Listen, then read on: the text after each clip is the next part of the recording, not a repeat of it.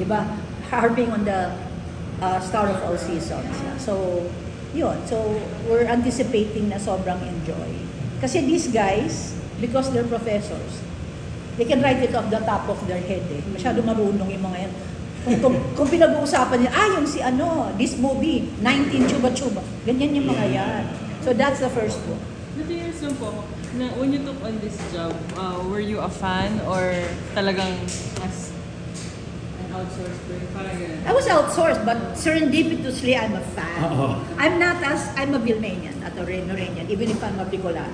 My favorite story is I tried to join the Alpine, fill out this form and get Vilma to attend your birthday party.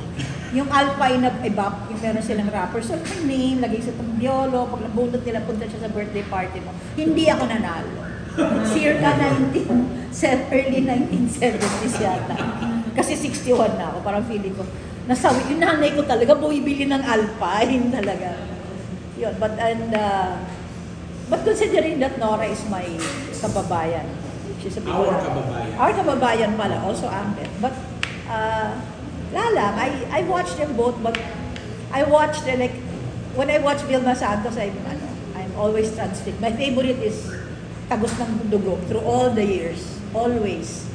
Nuts. It's a, what do you call it? Tour de force. Tour de force. But, yun, so, it's really, I'm looking forward to getting my copy of the book signed by Vilma Santos. Ano na po yung status ng pag-produce ng coffee table book? Nasa na siya mismo? They're writing.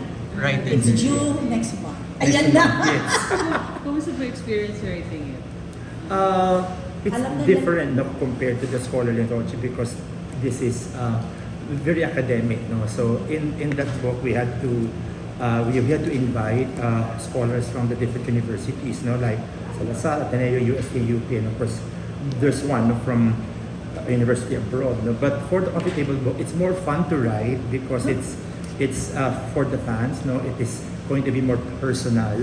No, and it is as Ms. Alia said earlier, it's a collector's item, no, for every Hillmanian. So it's very fun to write, and we're excited about it. It's not as stressful as the first one, no?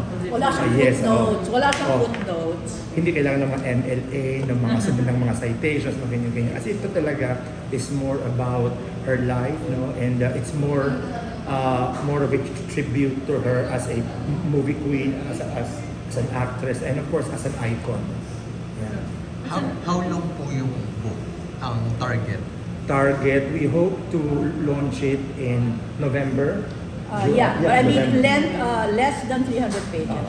Because any heavier than that, medyo, it's a coffee table book, so you put it on top of it. More on photo heavy siya. Yes. About 60 to 70% photographs. Because the kind of photographs that the fans have access to, Yeah. nobody else. I'm telling Voluminous. you, if you look at them, yung mga picture na talagang, oh my God, yung talagang Vilma and J. Ilagan. Vilma and Paulo Romero. Gaano ka stressful yun na isa-sort out nyo lahat Oh, yun? that's Si the, Jojo. Si Jojo, the head of the, his job is to choose for each of their sections. So they have six chapters, no? For each section, panay na ng disiplina. You have to choose like what? You have to choose like 20, not more than 30 per section. Pagdating nun, hihimayin pa yun ng art director. Kasi you cannot choose all, di ba? So in terms of value, but they have to specify, ito, super important to. Depends on what they're writing. If he's writing a section on, kunyari, burlesque queen or one of those, kailangan natin yung picture na yun. So, but of course, we'll have to go with break. Sinasabi ko na kay Jojo, of course, breaking his heart, di ba na, hindi magagamit lahat yan. Di ba? Kailangan yung mamili. So that's what killing him now.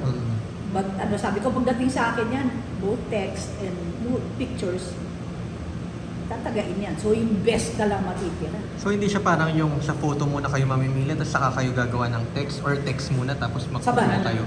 Sabay. Ano siya? Sabay naman siya. May theme naman kasi, for example, Yeah. there's a section on her childhood, no? So about her parents, about her childhood, and of course,